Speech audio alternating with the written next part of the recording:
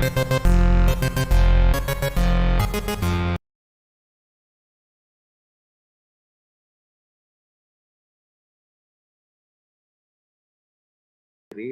akan memberikan kita akses atau memberikan kita jalan untuk mempelajari bagaimana sih aktivitas mereka di masa lampau. Dengan mempelajari rangka manusianya itu sendiri, itu kita jadi tahu bagaimana sih lingkungan yang mereka hadapi. Saya berikan contoh sederhana mungkin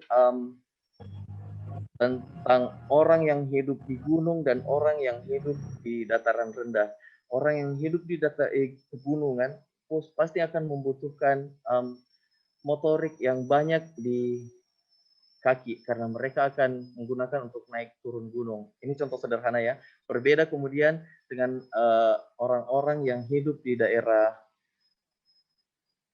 pertanian mungkin yang tidak terlalu membutuhkan tenaga di kaki untuk melaksanakan aktivitasnya. Jadi apapun yang dilakukan oleh manusia masa lampau itu terekam di dalam rangka manusia, dalam struktur tulang yang mereka punya. Apapun aktivitas mereka akan terekam di dalam tulang maupun gigi. Termasuk lingkungan mereka, termasuk makanan yang mereka peroleh, apakah mereka pengkonsumsi fauna atau mereka pengkonsumsi tumbuh-tumbuhan. Demikian pula dengan upacara ritual yang mereka lakukan. Itu semuanya bisa terlihat dari human remains yang tersisa, yang kita pelajari, yang kita temukan di saat sekarang ini. Berbicara tentang human remains, bicara tentang bioarkeologi, kiranya tidak lengkap kalau kita tidak sedikit menyinggung tentang sejarah bioarkeologi. Bioarkeologi ini pertama kali diperkenalkan oleh seorang arkeolog Inggris di Universitas Cambridge. Beliau adalah Sir Graham Clark pada tahun 72 yang mulai memperkenalkan istilah bioarkeologi ini dalam bukunya Starkar, A Case Study in Bioarchaeology.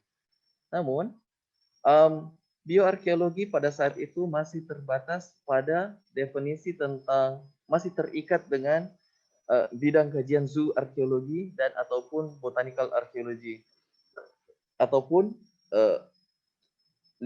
pekerjaan arkeologi yang banyak berhubungan dengan lingkungan dan fauna.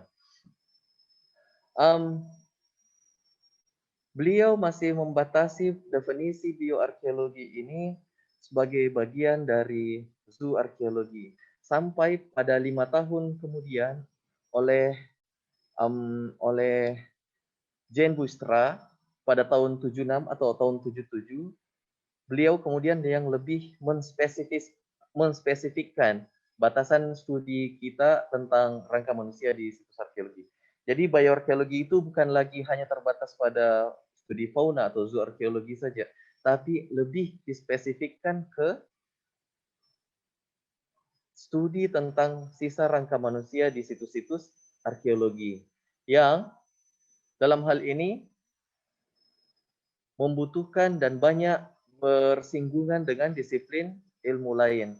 Karena tujuan bioarkeologi secara umum, banyak definisi dan tujuan yang diberikan oleh para ahli tentang tujuan bioarkeologi ini. Tapi ini secara umum yang saya sampaikan, yaitu antara lain rekonstruksi gaya hidup, kemudian masalah kesehatan, masalah sosial, dan kegiatan aktivitas yang dilakukan di masa lampau. Semua tujuan ini dilakukan oleh bioarkeologi dengan mempelajari human remains itu sendiri.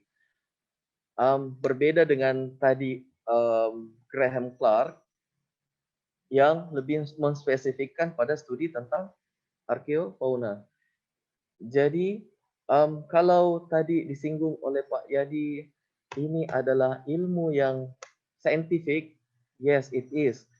Ini adalah ilmu yang sangat membutuhkan pendekatan-pendekatan saintifik, terutama biologi, kimia, dan fisika mungkin sedikit. definisi lain atau istilah lain yang sering juga digunakan oleh para ahli yaitu osteologi, ilmu yang pelajari tentang tulang. Khusus untuk arkeologi, kita kemudian ada mengenal juga uh, uh, osteoarkeologi, paleoosteologi, dan semuanya ini tetap memfokuskan studi pada rangka manusia itu sendiri. Nah, osteologi ini atau ilmu tentang rangka manusia ini banyak juga digunakan oleh disiplin-disiplin ilmu lain. Contohnya arkeologi itu sendiri, ketika kita berbicara tentang kebudayaan yang bersinggungan dengan rangka manusia itu, pasti akan berbicara tentang osteoarkeologi. Demikian juga dengan para praktisi di bidang geologi dan atau paleontologi. Ketika mereka bersinggungan dengan osteologi, mereka akan terbantu ketika mengidentifikasi rangka fauna. Demikian juga dengan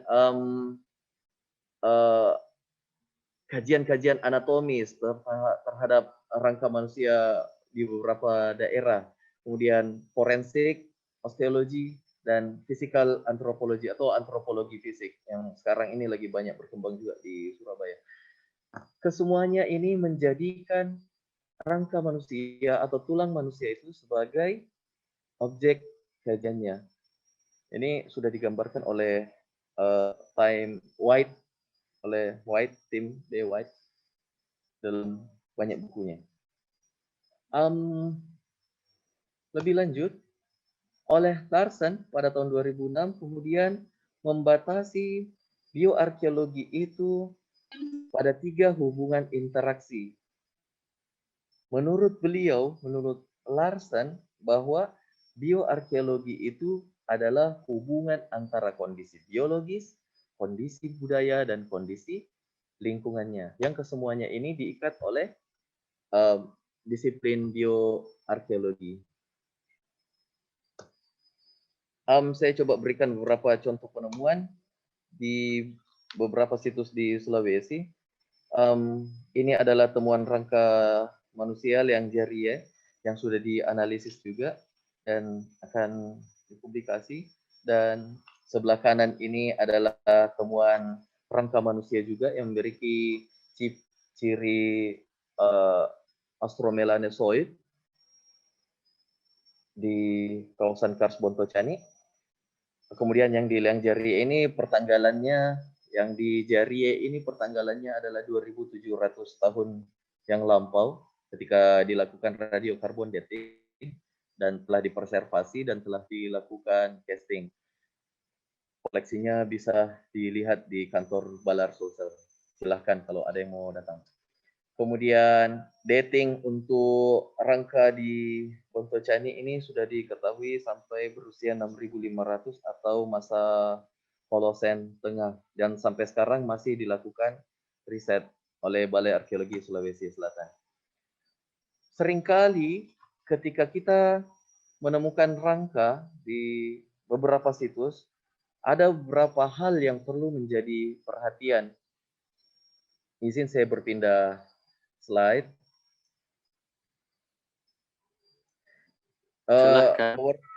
PowerPoint-nya ini belum selesai, Pak Yadi, tapi enggak apa-apa, garis besarnya sudah saya berikan.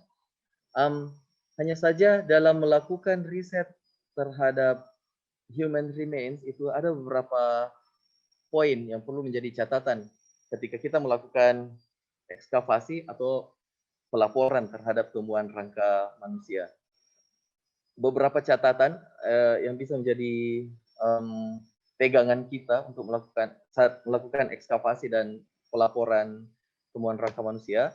Yang pertama itu adalah perekaman tentang site-nya, lokasinya, lokasi penemuannya.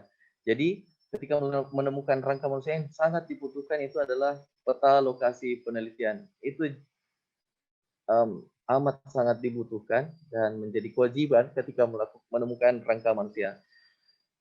Melampirkan peta dan lokasi penemuan rangka manusia sendiri, termasuk data penyerta seperti kota atau nama kampung terdekat lokasi penelitian. Poin kedua yang dibutuhkan yaitu lokasi penguburannya, termasuk lingkungan penemuannya, apakah dia terdapat di lingkungan gua atau lingkungan perairan atau di lingkungan open site dan lain-lain. Kemudian deposit pada kondisi geologi seperti apakah terdeposit pada batuan sungai kah, atau pasir kah, atau tumpukan cangkang kerang kah, atau debu vulkanis kah, dan banyak deposit mineral yang lain yang bisa saja menimbun temuan rangka manusia sendiri. Kemudian hal yang penting menjadi catatan ketika menemukan rangka manusia adalah tipe penguburannya, ditemukan dalam kondisi bagaimana, apakah dia extended atau dia flex, terlipat atau lurus terlentang, atau dia di dalam jar, atau banyak tipe penguburan. Dan referensinya sudah tersedia banyak tentang referensi tipe-tipe penguburan. Kemudian yang sangat diperlukan dalam perekaman itu adalah proses ekskavasinya sendiri. Apa yang dilakukan pada saat melakukan ekskavasi, semuanya terekam dan tidak boleh diabaikan begitu saja. Apapun perlakuan yang kita lakukan terhadap temuan rangka, itu harus terekam dalam uh, uh, lembar catatan. Yang selanjutnya adalah yang sangat diperlukan adalah pengambilan sampel, pencuplikan sampel tidak serta-merta langsung diambil begitu saja, tapi membutuhkan pertimbangan dari kondisi temuan itu sendiri ataupun pertimbangan ketersediaan data, karena ketersediaan data human remains atau rangka manusia itu sendiri sangat terbatas. Ketika kita salah mengambil sampel hilang, habis sudah bukti arkeologis yang kita punya. Kemudian yang sangat diperlukan juga adalah perekaman fotografi tulang, temuan tulangnya sendiri ketika di lapangan atau secara in situ. Photographing tulang secara in situ sangat diperlukan dan itu menjadi catatan penting pada saat melakukan ekskavasi dan atau pelaporan terhadap temuan rangka manusia. Yang sangat penting juga menjadi catatan ketika melakukan pekerjaan bioarkeologi adalah packing dan mentransportasikan temuan rangka manusia itu sendiri.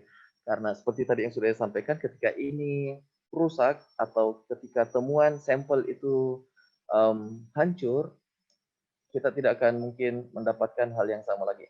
Terlebih lagi kalau temuan yang kita dapatkan itu adalah masterpiece atau sesuatu yang sangat penting, terbatas. Contoh sederhananya ketika kita menemukan mungkin erectus di Sulawesi dan itu hilang, efeknya akan sangat parah.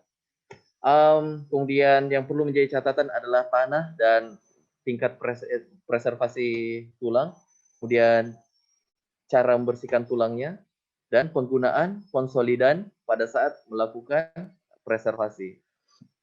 Penggunaan konsolidan biasanya yang dilakukan yaitu campuran paraloid dengan aseton, dan itu digunakan untuk mengeraskan tulang agar tulang tidak mudah hancur, apalagi tulang yang telah rapuh.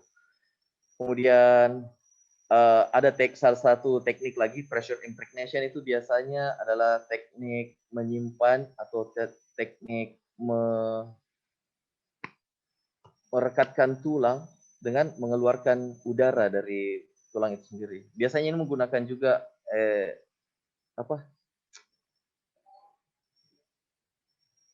bahan untuk casting, itu mungkin Bu Lendra tahu, sebentar kita akan diskusi lagi. Pressure impregnation, biasanya casting juga akan diperlukan. Kemudian langkah terakhir yaitu cara merekonstruksi tulang itu sendiri dan identifikasi tulang, apakah dia terbakar atau tidak terbakar, kemudian tulang yang tercampur bisa kita identifikasi lagi. Saya kembali ke yang pertama. Ketika menemukan temuan rangka seperti ini, langkah yang diperlukan dalam pekerjaan bioarkeologi, seperti yang tadi saya sampaikan, sangat membutuhkan ketelitian dan kehati-hatian. Ketika digali, kondisi-kondisi tanah menjadi catatan, orientasi tulang menjadi catatan, dan kondisi tulang itu sendiri harus tetap pada kondisi in situ sampai dilakukan pengangkatan. Saya kembali ke bioarkeologi. Bioarkeologi itu sendiri menjadi jembatan. Kalau menurutnya Stoyanovsky, bioarkeologi itu dianggap sebagai jembatan yang menjembatani antara sains dan ilmu sosial. Banyak karya-karya atau setelah banyak buku yang menyinggung tentang bioarchaeological science atau yang menerapkan sains dalam pekerjaan bioarkeologi. Biologi menurut guru besar Profesor Dwi Joseputro itu menerjemahkan disiplin yang menekankan kajiannya hanya pada materi makhluk hidup. Konsep aspek biologi mengambil peran dalam kehidupan manusia sebagai aspek rasional, dapat diamati dan dapat dieksperimentasikan. Itu adalah prinsip aspek biologis. Konsep ini tentunya sejalan juga dengan konsep penelitian arkeologi yang menjadikan objek materi sebagai objek penelitiannya, termasuk aktivitas budaya sebuah komunitas terhadap lingkungan dan lingkungan alam dan lingkungan sosialnya. Jadi kalau menyinggung tentang aspek biologis, seperti yang disampaikan oleh Bu Isra tadi, akan menyinggung tentang bagaimana bentuk kehidupan manusia tersebut, apa jenis kelaminnya, apa penyakitnya, tinggi badan mereka, ras mereka, apa makanan yang menjadi diet mereka, kemudian usia ketika kematian, dan beberapa aspek lain yang dapat diungkap dari sisa rangka manusia. Kesemuanya ini terangkum dalam satu disiplin, yaitu bioarkeologi. Ilmu inilah yang menjembatani, kalau menurutnya Knudson dan Stoyanovsky, bahwa inilah ilmu yang menjembatani antara sains dan ilmu sosial. Saya kembali ke tujuan tadi, tujuan dan apa sih yang dilakukan oleh teman-teman di bioarkeologi.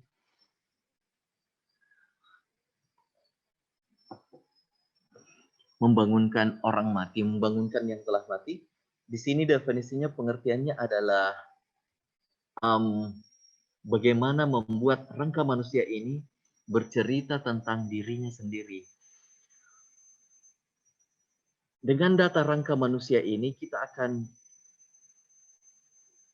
mencari data tentang usia mereka, tentang jenis kelamin mereka, tentang kondisi kesehatan, status mereka, misalnya origin mereka atau asal muasal mereka, turunan dari mana, dan dari rangka manusia pun bahkan kita bisa mengetahui religi biasanya, ya, religi yang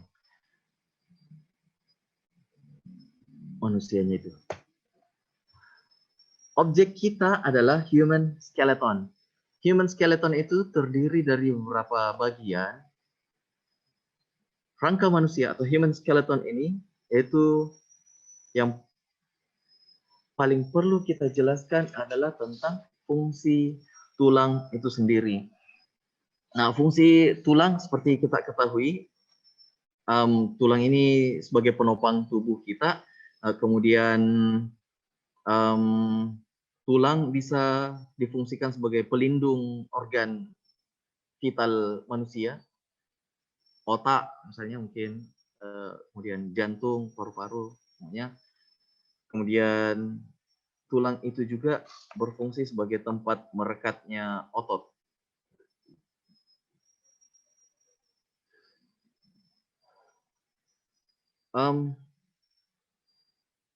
Dari rangka manusia ini, pekerjaan bioarkeologi juga sangat dibantu dengan adanya klasifikasi tulang itu sendiri. Klasifikasi tulang ini yang harus dipahami atau ini yang harus menjadi standar, pemahaman standar oleh para bioarkeolog untuk memahami. Karena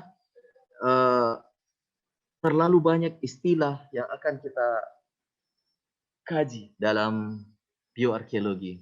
Mulai dari bagian kepala, skull, hyoid, kemudian ada clavicle, ada scapula, ada humerus, ada radius, ulna. Istilah-istilah ini semuanya yang akan menjadi bagian dari kehidupan sehari-hari para bioarkeologis.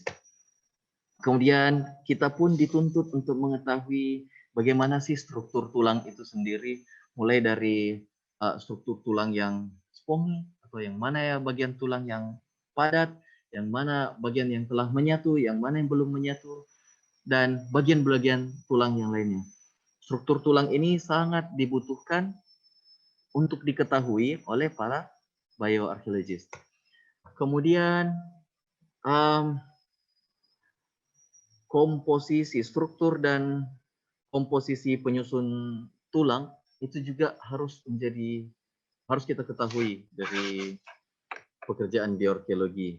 Seperti kita ketahui bahwa struktur komposisi tulang, penyusun tulang itu ada kolagen, protein, ya, kalsium dan lain-lain, fosfor. Kemudian di bioarkeologi juga kita akan pelajari tentang proses pertumbuhan dan tumbuh kembangnya tulang, penyatuan tulang. Kemudian kita dituntut juga untuk mengetahui identifikasi bagian-bagian tulang, kemudian referensi dan orientasi, batasan orientasi tulang. Karena ini diperlukan dalam bioarkeologi, ini adalah standar umum yang sangat mendasar diketahui oleh para bioarkeologi. Ketika kita menyebut bagian atas, kita tidak lagi menyebut bagian atas, tapi menyebut superior atau inferior untuk bagian bawah, anterior untuk bagian depan, posterior untuk bagian belakang. Berbeda mungkin kalau misalnya kita berbicara tentang fauna quadrupedal yang 4 kaki, mereka cenderung ya istilah yang digunakan berbeda lagi. Istilah-istilah ini menjadi standar atau menjadi patokan dasar, dan ini yang menjadi referensi arah untuk identifikasi rangka manusia. Selain rangka manusia, bagian penting yang lain juga itu adalah gigi manusia itu sendiri. Gigi manusia sendiri pun harus kita pahami, harus kita ketahui, harus bisa diidentifikasi dengan tepat dan benar, termasuk ciri-ciri gigi untuk orang mongoloid, bagaimana, ciri gigi untuk orang australopithecus, bagaimana. Itu semua diidentifikasi dalam pekerjaan bioarkeologi. Dalam bioarkeologi, salah satu hal yang mendasar yang perlu dipelajari juga itu adalah tafonomi. Tafonomi adalah studi tentang proses transisi fisik dan kimiawi yang terjadi pada sebuah organisme setelah kematian sampai proses pemeriksaan, baik itu identifikasi arkeologi ataupun identifikasi forensik. Jadi, ada studi terkhusus lagi yang dilakukan dalam pekerjaan bioarkeologi. Pengamatan toponomi itu meliputi proses dekomposisi, bagaimana proses terendapnya rangka manusia itu sendiri, kemudian bagaimana tampilan tulang itu sendiri setelah terdekomposisi. Tulang ketika ditemukan, mereka banyak mengalami proses.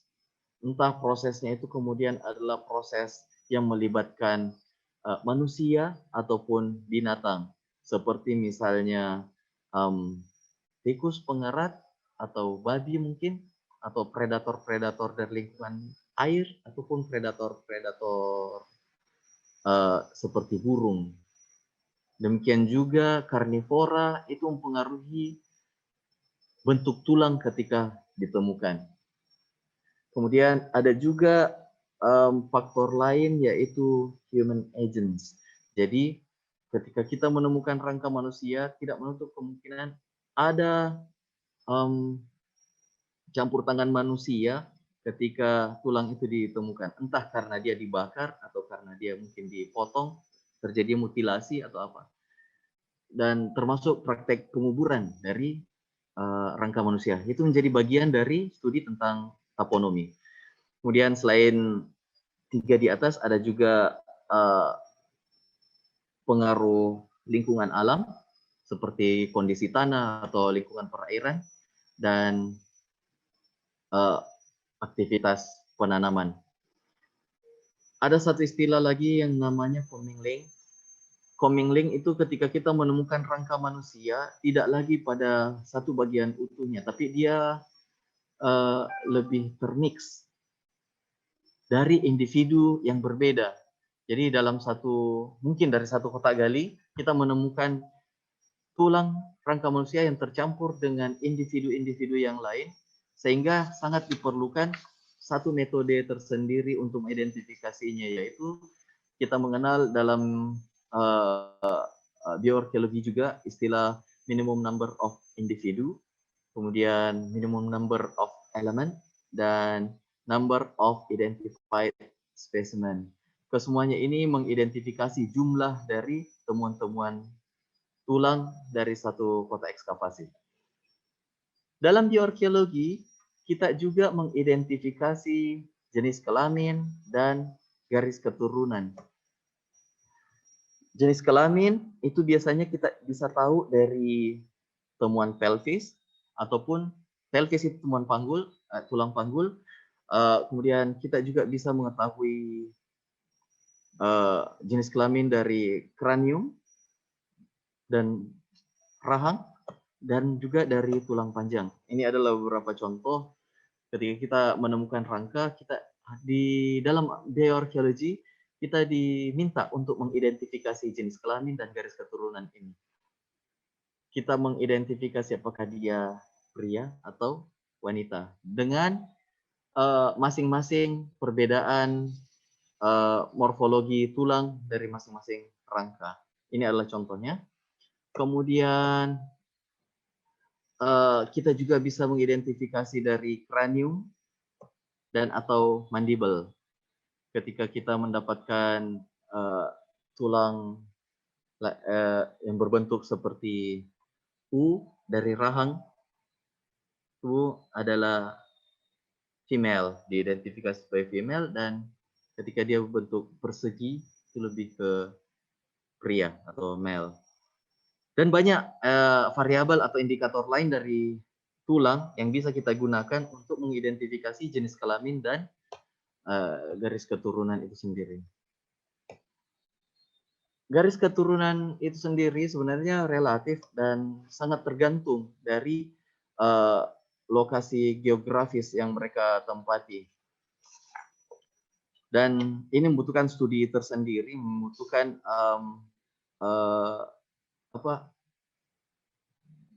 pengamatan yang sangat detail tersendiri, dan data ini sangat didukung dengan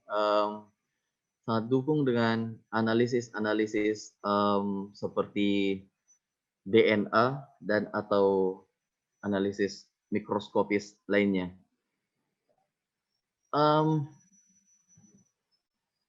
Dalam bioarkeologi kita juga diminta untuk atau dituntut untuk mengestimasi usia individu. Jadi estimasi usia individu itu bisa kita identifikasi dari penyatuan bagian-bagian tulang, kemudian termasuk morfologi pubik, ossification pubik. Kita bisa tahu usia seseorang itu dari penutupan sutura bagian kepala, dan estimasi usia juga bisa kita identifikasi dari gigi ataupun morfologi tulang rib atau tulang tulang rib. Dalam bioarkeologi kita diminta juga untuk mengidentifikasi penyakit. Kita jadi bisa tahu seseorang menderita penyakit apa itu dari identifikasi temuan rangka manusia itu sendiri. dalam bioarkeologi ini juga kita mengenal istilah patologi, yaitu ilmu pengetahuan bidang bioteknologi yang mengenai penyakit secara umum di bidang layanan kesehatan dan penelitian. Sederhananya ini merupakan cabang bidang kedokteran yang berkaitan dengan ciri-ciri dan perkembangan penyakit melalui analisis perubahan fungsi atau keadaan bagian tubuh. Jadi patologi itu cenderung lebih ke kelainan fisik pada rangka manusia, pada tulang manusia. Ketika ada anomali atau ada perubahan fungsi pada bagian tubuh di tulang, itu kemudian menjadi objek kajian dari patologi bioarkeologi.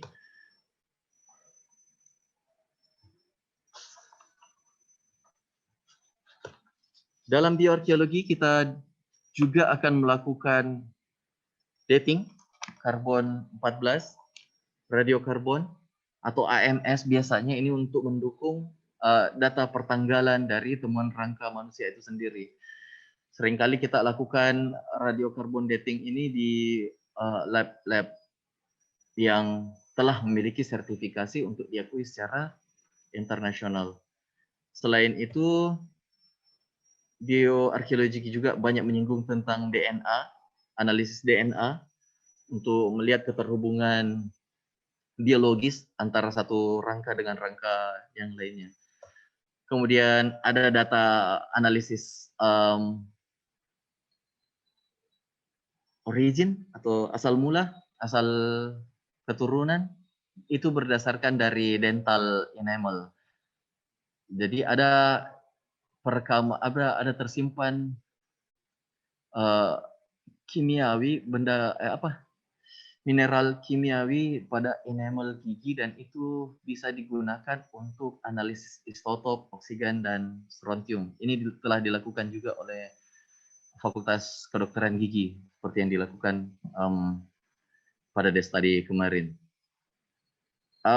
Kemudian kita juga bisa melakukan isotop, analisis isotop itu untuk menentukan diet atau apa sih yang dikonsumsi orang-orang ini, apakah mereka mengkonsumsi fauna laut kah atau fauna darat kah, semuanya terekam dalam kolagen tulang dan itu sangat dibutuhkan oleh para laboran ketika dibawa ke lab, mereka sangat membutuhkan kolagen tulang karena itulah yang bisa menceritakan banyak tentang kondisi dietary, pola makan mereka.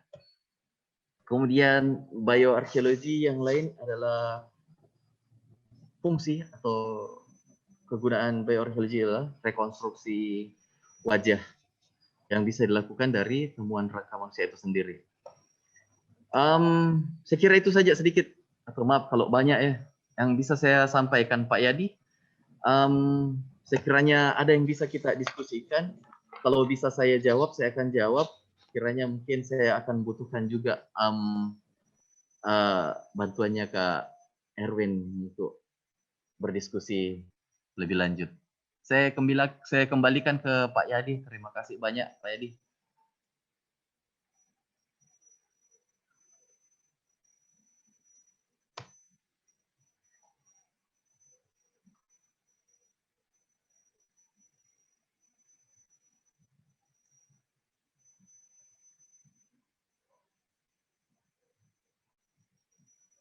Suaranya Pak, mohon izin suaranya Pak termute.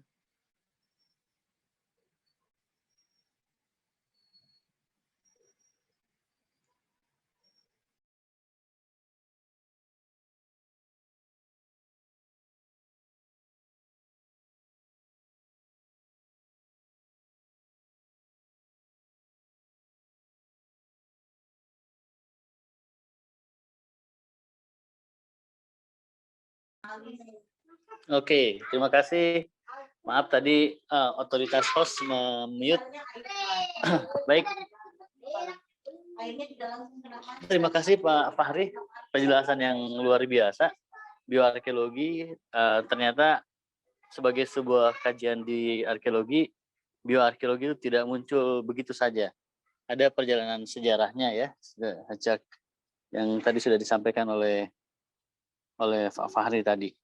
Oke, saya teringat dengan salah satu film seri tahun 2011 yang kini diputar kembali di salah satu layanan video berbayar, yaitu judulnya itu The Body of Proof ya. Jadi di The Body of Proof itu menceritakan seorang dokter yang kemudian menjadi analisis forensik di kepolisian. Dia diperhadapkan pada rangka-rangka manusia yang berasal dari bukti kriminal seperti itu. Nah, jadi penjelasan yang disampaikan oleh Pak Fahri tadi menjelaskan kepada kita betapa kajian arkeologi itu sangat luas, banyak hal yang bisa kita pelajari, dan dalam ranah bioarkeologi kita sebagai arkeolog dituntut untuk dapat membuat rangka atau kerangka manusia itu bicara tentang dirinya. Nah, sebelum mulai diskusi, mungkin Pak Fahri bisa menyampaikan beberapa poin tambahan terkait dengan etika itu sebagai seorang arkeolog. Dalam konteks penelitian bioarkeologi, kita mengkaji rangka manusia, ya, entah itu situs kubur ataupun bukan situs kubur. Tetapi pada prinsipnya itu adalah rangka manusia sebagaimana kita. Nah, apakah ada perlakuan khusus atau ada etika tersendiri dalam memperlakukan objek bioarkeologi yang sementara kita kaji? Sebagaimana kalau teman-teman sudah melihat film The Dig, itu salah satu hal yang dibicarakan oleh Basil Brown ya, dengan siapa? Dengan Miss Pretty. Bagaimana mereka sepakat bahwa di situs tersebut karena merupakan situs penguburan manusia, maka mereka harus memberikan penghormatan juga terhadap rangka manusia yang ditemukan di situs itu. Mungkin Pak Fahri bisa tambahkan poin tersebut, baru kita membuka forum diskusi. Silakan Pak Fahri.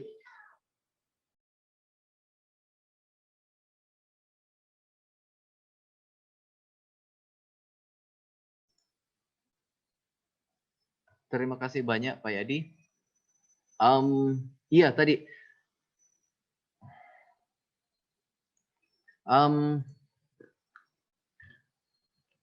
terkait etika, ada beberapa etika memang yang harus kita terapkan dalam kajian-kajian bioarkeologi. Setiap disiplin ilmu pasti memiliki etikanya sendiri, bahkan arkeologi pun memiliki etika profesi arkeologi. Termasuk bioarkeologi, hampir sama mungkin seperti dengan yang saya sampaikan sebelumnya, bahwa ada beberapa catatan atau pegangan petunjuk umum ketika kita melakukan ekskavasi dan melakukan pelaporan terhadap temuan rangka manusia. Kurang lebih hampir sama seperti yang saya sampaikan tadi tentang bagaimana etika atau bagaimana proses pelaporannya, tentang pencatatannya, tentang pentingnya pencatatan lokasi situs, kemudian bentuk penguburan, deskripsinya, kemudian tipe penguburannya, kemudian bagaimana proses ekskavasi itu sendiri dilakukan, itu semuanya harus terekam dengan baik. Karena ketika misalnya kita melakukan pengambilan sampel, apapun perlakuan yang kita lakukan pada rangka ketika kita mengirimkan sampel ke lab akan membutuhkan catatan-catatan itu. Sebagai contoh misalnya kita membuat tulang yang telah rapuh menjadi keras dengan larutan konsolidan, paraloid, aseton, itu pun harus terekam berapa kadar asetonnya, berapa persen paraloidnya, berapa persen asetonnya, sehingga teman-teman atau laboran yang bekerja di lab itu menjadi tahu perlakuan apa yang harus dilakukan untuk menghadapi temuan rangka itu sendiri. Sama juga halnya dengan proses ekskavasi. Ketika kita melakukan ekskavasi, tidak serta-merta langsung ambil packing atau label packing, ambil bawa, tidak serta-merta seperti itu. Hal paling penting dalam penelitian ekskavasi itu melihat konteks temuannya, apalagi rangka manusianya. Melihat konteks atau melihat asosiasi temuan itu sangat penting, dan itu menjadi catatan tersendiri juga dalam pekerjaan-pekerjaan arkeologi. Termasuk perekaman. Sebelum mengangkat temuan, kita sangat dianjurkan atau bahkan diwajibkan untuk melakukan perekaman fotografi in situ. Jadi sebelum mengangkat temuan, in situ photographing sangat diperlukan. Ini untuk apa? Ini sebagai bukti ketika rangka atau temuan arkeologis terlepas dari matriksnya, terlepas dari lokasi penggaliannya atau di mana dia ditemukan, itu sudah hilang konteks, kecuali ada perekaman tersendiri atau ada labeling atau ada catatan fotografi yang dilakukan. Sehingga pekerjaan ini memang sangat membutuhkan ketelitian dan membutuhkan kesabaran. Mungkin ya seperti yang saya sampaikan di awal tadi, pekerjaan ini membutuhkan ketelitian, kesabaran, dan passion. Kalau setengah-setengah di dunia seperti ini, pekerjaan yang bersentuhan dengan bagian tulang manusia, ada baiknya mencari tempat yang lain. Termasuk juga karena ini adalah benda human itself, manusia itu sendiri yang kita sentuh. Rangka ini pernah hidup, rangka ini pernah ada, dan mereka pernah memiliki nyawa. Tentunya penghormatan atau perlakuan-perlakuan tersendiri perlu kita lakukan pada temuan rangka itu sendiri. Tidak mungkin tuh ketika kita menemukan artefak yang lain bisa saja kita hitung, lempar. Temuan kerang misalnya, hitung itu. Beda perlakuan dengan temuan rangka manusia itu sendiri. Perlakuan kehati-hatian itu sangat diperlukan, dan penghormatan kepada orang yang pernah hidup pun sangat kita junjung tinggi. Ada satu langkah, sebenarnya ini menurut saya sendiri Pak Yadi ya, ketika rangka telah diidentifikasi, ketika rangka telah direkam dengan baik dan data terhadap rangka itu sudah kita temukan, ada baiknya rangka itu setelah didokumentasi, rangka itu akan kemudian dikembalikan. Apalagi rangka tersebut telah di-casting, ada baiknya rangka itu kita biarkan kembali ke lingkungannya, ke situsnya, ke matriksnya, dengan catatan perekaman yang telah kita lakukan. Saya kira tidak ada masalah, dan saya pikir YAI seharusnya sudah bisa menyusun satu SOP, prosedur penelitian terhadap temuan rangka kalau menurut saya sih Pak Yadi. Penggunaan konsolidan, penggunaan alat-alat casting terhadap temuan rangka itu juga sangat diperlukan ketika kita melakukan pembersihan tulang. Dan saya kira banyak lagi yang bisa kita sampaikan. Hanya saja saya mungkin tidak siap di saat sekarang ini. Mungkin kalau ada yang mau berdiskusi lebih lanjut, silakan datang ke Balar Sosial. Insya Allah kita akan diskusi bersama. Saya kira itu saja sedikit Pak Yadi yang bisa saya sampaikan terkait etika atau etika siap. atau ini Pak. Ya, oke, terima kasih baik penjelasan tambahannya. Jadi memang apa yang disampaikan oleh Pak Fahri benar. Dalam ranah penelitian arkeologi kita mengenal juga istilah ethical clearing Pak ya. Ethical clearing. Nah, salah satunya itu mengatur mengenai etika-etika yang terkait dengan bidang ilmu tadi yang seperti dijelaskan oleh Pak Fahri. Kita harus benar-benar menerapkan prinsip perekaman data yang sistematis, namun di satu sisi juga kita tidak boleh mengabaikan hal yang terkait dengan norma-norma etika kita sebagai manusia gitu ya, sebagai manusia itu. Terutama kalau kita menangani temuan rangka manusia itu tadi. Salah satu hal yang akan kita coba atur nanti adalah bagaimana kita memperhatikan norma-norma adat istiadat ataupun budaya yang berlaku di masyarakat di sekitar situs arkeologi di mana kita melakukan penelitian. Karena bisa misalnya tanpa disengaja terolah dalam penelitian arkeologi, kita ternyata menemukan suatu situs penguburan. Terdapat banyak temuan rangka. Contoh seperti di Gua Harimau di Sumatera Selatan. Nah, ada 80 rangka di situ. Nah, ketika ethical clearing tidak diterapkan dengan baik, bisa saja akan ada penolakan dari masyarakat terhadap kegiatan penelitian arkeologi yang dilakukan. Bagi kita, itu adalah temuan rangka yang menjadi sumber pengetahuan, sumber informasi. Tapi bagi masyarakat setempat, itu adalah leluhurnya mereka. Maka perlu pembicaraan, kesepakatan bersama yang melibatkan masyarakat sekitar situs, bagaimana menangani temuan rangka tersebut. Kalau masyarakat menginginkan temuan rangka itu dikebumikan kembali, ya dikebumikan kembali.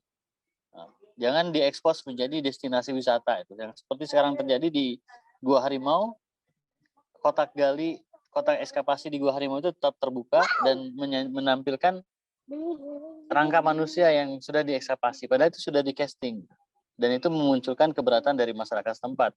Karena ibaratnya mereka beranggapan bahwa para arkeolog ini tidak sopan gitu terhadap leluhurnya mereka. Mengapa mereka menjadikan rangka leluhurnya, nenek moyangnya mereka sebagai tontonan. Nah, oke, baik teman-teman sekalian, sebagaimana saya sampaikan tadi di awal diskusi, di awal acara ini, kita masuk pada sesi diskusi. Silahkan bagi yang ingin bertanya langsung bisa angkat tangan dan sampaikan pertanyaan ataupun hal-hal yang ingin diketahui mengenai bioarkeologi. Kalaupun ingin menyampaikannya secara tertulis, silahkan tuliskan di kolom chat, nanti kami akan bacakan.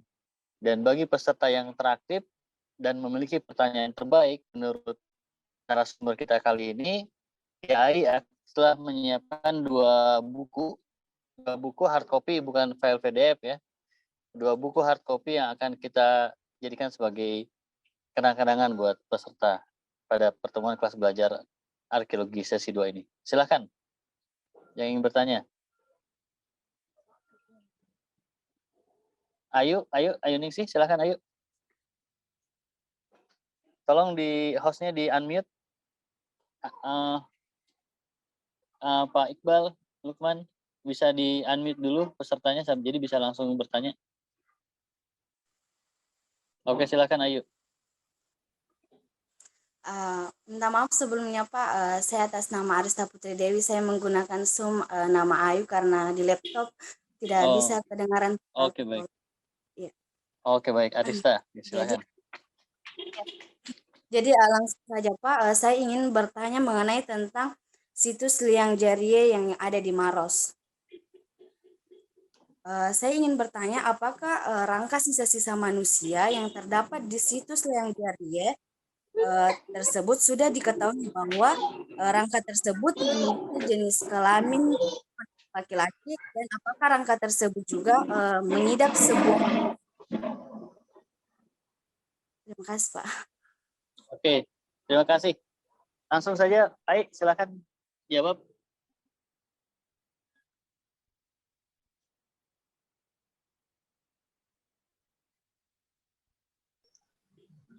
Ya, terima kasih banyak. Untuk temuan rangka di Liang Jarie itu sudah diidentifikasi. Kami telah melakukan identifikasi.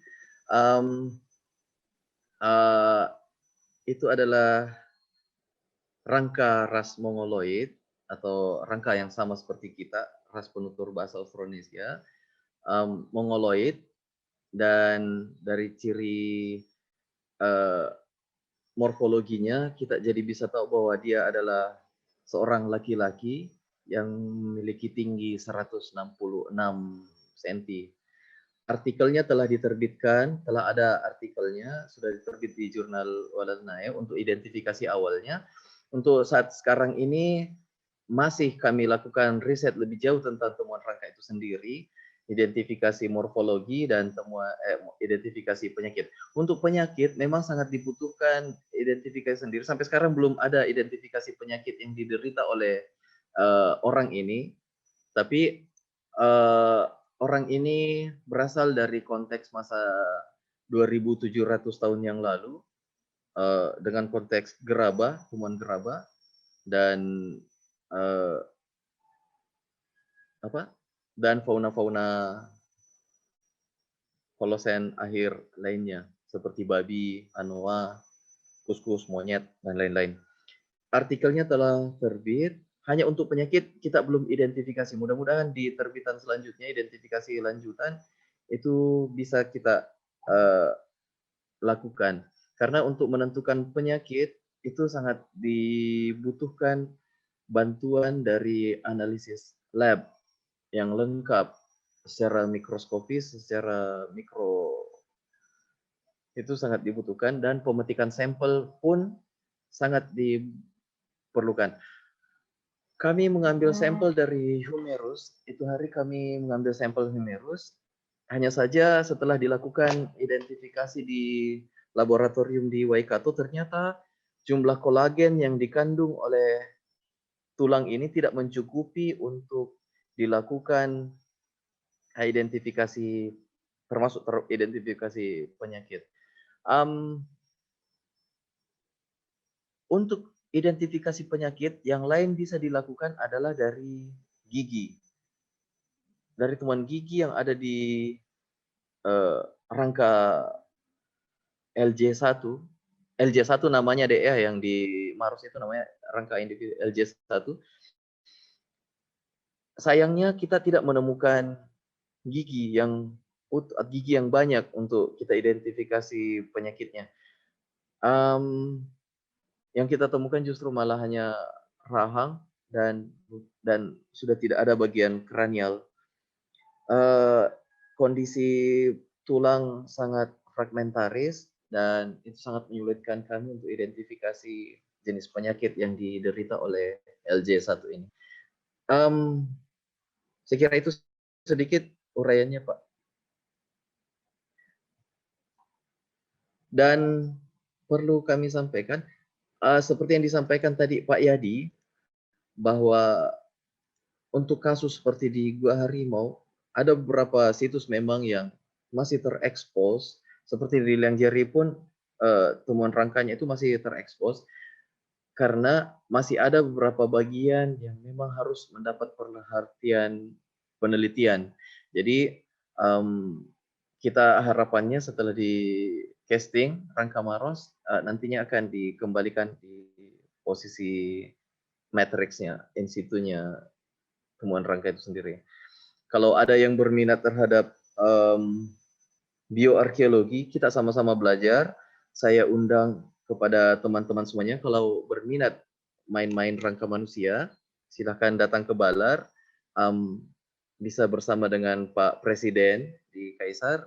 Beliau juga banyak belajar tentang bioarkeologi, banyak mengajar saya juga, termasuk bersama Pak Erwin dan Pak Andi Muhammad Saiful.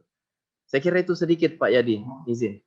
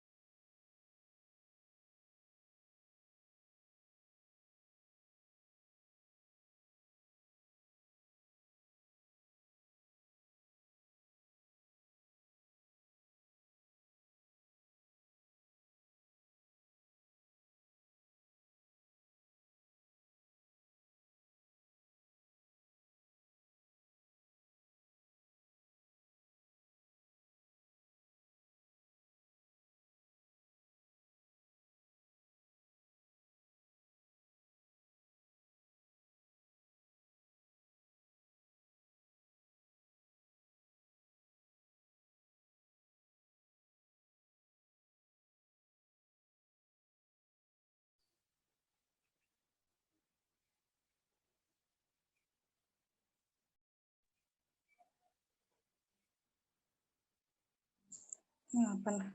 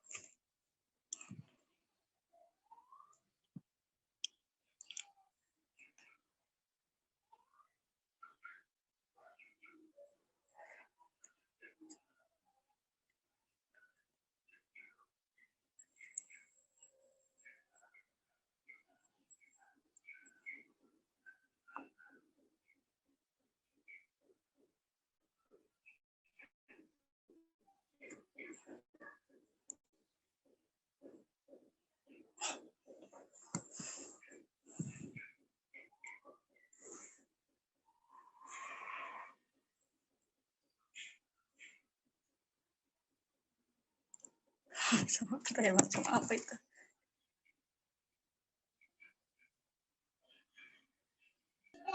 Oke, terima kasih. Tadi mohon maaf ya, hostnya ada panggilan di penting, jadi tinggalkan kita tadi. Oke, Pak Fahri, mungkin bisa langsung menjawab pertanyaan di kolom chat. Ya, dan teman-teman peserta kelas belajar arkeologi, sesi kali ini akan berakhir pada 15.30. Jadi langsung saja pertanyaan dari Hairul bisa dijawab oleh Pak Fahri. Silakan Pak Fahri. Host tolong bisa di-unmute Iqbal Pak Fahrinya. Masih ter-unmute. Sudah, Pak.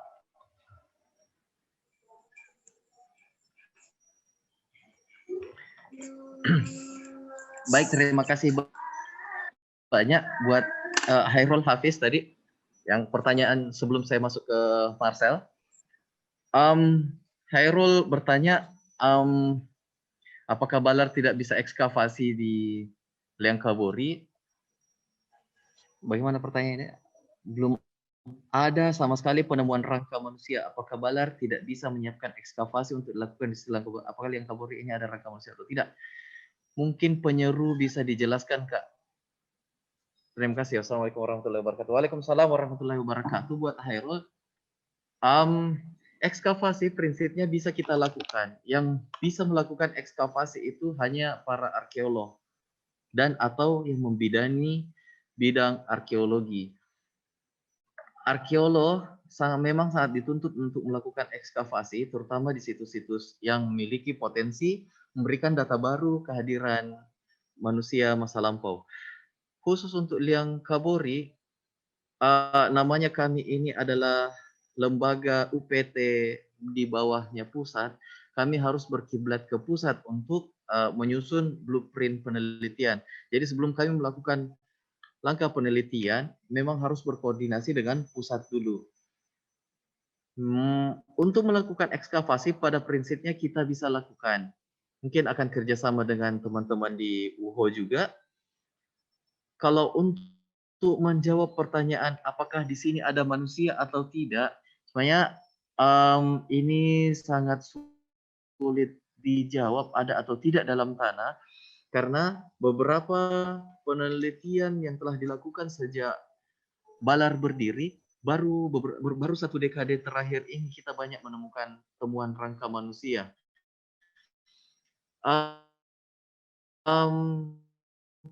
Penemuan yang sangat dari situs yang dihadapi. Ketika kita menemukan di permukaan, sangat diperlukan ketelitian untuk mengamati temuan tinggalan gigi manusia. Ketika ada temuan gigi manusia, kemungkinan di bawah situs itu kita bisa menemukan rangka manusia. Itu yang terjadi di situs Liang Jarie. Ketika Pak Budi Yanto Hakim melakukan survei di permukaan, beliau menemukan gigi manusia dan meyakinkan anggota tim untuk melakukan ekskavasi, dan dengan pemilihan yang tepat dan tentunya dengan pengalaman akan memudahkan kita untuk menemukan rangka manusia. Demikian pun yang terjadi di Capak Lombok, di situs di Kabupaten Bone. Ketika dilakukan pengamatan banyak tersebar temuan Maros Point dan tulang-tulang fauna, dan voila, kita menemukan 6 rangka manusia dalam satu kotak gali. Ternyata situs ini adalah situs yang penting untuk masa Holosen Tengah. Di Liang Kabori sendiri, prinsipnya kalau pertanyaan bisa atau tidak, sebenarnya bisa kita lakukan, tapi ini butuhkan waktu dan butuhkan rekomendasi dari pusat. Apakah situs ini bisa kita kaji atau tidak. Tergantung penelitinya nanti apakah akan menyusun proposal untuk melakukan ekskavasi di Liang Kabori itu sendiri. Saya kira itu sedikit jawaban buat Hairul. Kemudian untuk Marcel terkait arkeofauna, diet, adakah perubahan yang signifikan dari bentuk tulang ataupun gigi dari hewan-hewan yang ditemukan di situs arkeologi dengan hewan modern sejenis pada saat ini? Ini saya pernah tanyakan juga ke Mas Ami, Mas Mirza Ansori, apakah bisa kita membandingkan antara fauna recent, fauna sekarang dengan fauna masa lampau? Menurut beliau, dan saya meyakini itu, fauna dari masa Holosen Tengah sampai sekarang itu belum banyak mengalami perubahan morfologi. Jadi ukuran gigi masih sama, terutama untuk babi dan anoa dan monyet dan fauna-fauna lain, itu masih bisa kita jadikan referensi untuk membandingkan fauna-fauna sekarang. Kalau pertanyaannya apakah ada perubahan yang signifikan, saya kira belum ada perubahan yang sangat-sangat signifikan dari temuan gigi atau temuan tulang fauna itu sendiri. Hanya saja ketika mereka dimanfaatkan sebagai bahan makanan, kita bisa berasumsi itu benar adanya bahwa fauna-fauna ini dijadikan sebagai bahan makanan oleh penghuni gua di situs Liang Jarie. Saya kira itu, jadi saya anggap belum ada atau tidak ada perubahan yang signifikan dari bentuk tulang ataupun bentuk gigi fauna dari masa Holosen. Apalagi kalau Liang Jarie itu konteksnya masih sudah Holosen akhir, sudah ada konteks gerabah, mongoloid, dan dia masih sama seperti kita sekarang. Perubahan fauna sampai 1000 tahun, 2000 tahun saya kira belum banyak berubah. Kecuali mungkin terjadinya evolusi fisik dari tulang itu selama ratusan ribu atau sampai jutaan tahun, mungkin akan terjadi perubahan yang signifikan. Karena perubahan morfologi fauna itu sangat tergantung dengan lingkungannya. Ketika dia terisolasi di satu lingkungan, lingkungan itu akan mempengaruhi morfologi tulang ataupun gigi dari fauna itu sendiri. Saya kira itu sedikit yang bisa saya sampaikan, Kak Marcel. Seandainya mungkin bisa ditambahkan oleh Kak Erwin, saya kembalikan ke Pak Yadi. Terima kasih Pak Yadi.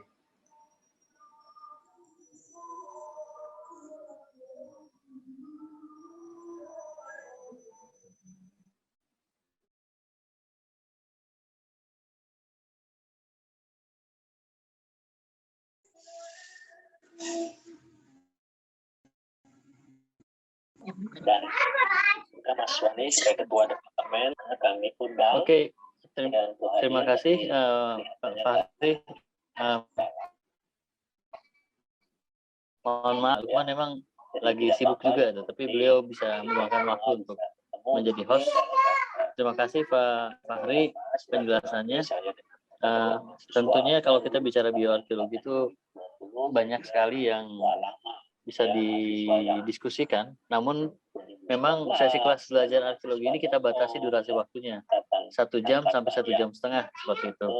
Agar tujuannya memang untuk memotivasi peserta kelas belajar arkeologi, dan sebagaimana tadi disampaikan oleh Pak Fahri bahwa jika yang berminat untuk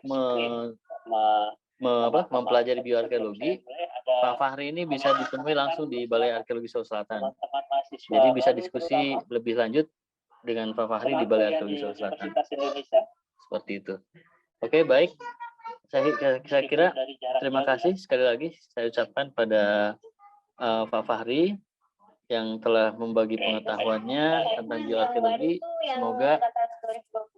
Semoga bisa menambah wawasan kita semua.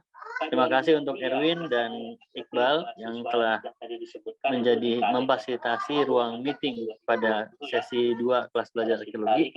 Jumat depan kita akan lanjutkan kembali dengan tema lain tentang arkeologi, dan informasi mengenai kelas belajar arkeologi akan senantiasa kita sampaikan melalui grup WhatsApp. Akhir kata, saya kembalikan kepada host. Terima kasih pada Pak Fahri sekali lagi. Saya kembalikan kepada host. Silakan Iqbal atau Erwin.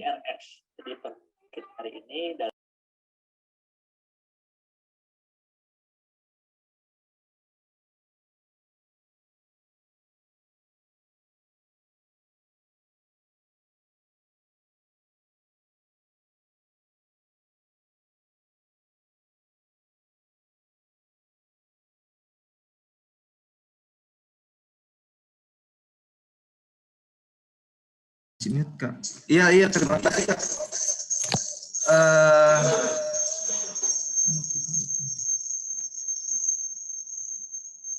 Ya, sebelum kita mengakhiri Zoom ini, ada baiknya kita aktifkan videonya semua peserta.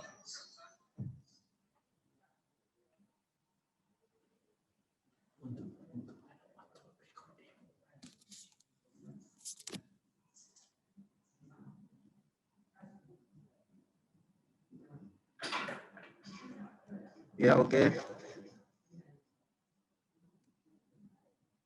Terima kasih. Sudah, Kak? Jadi ditutup, Mindi. Silakan Iqbal, ditutup saja sebelum di host.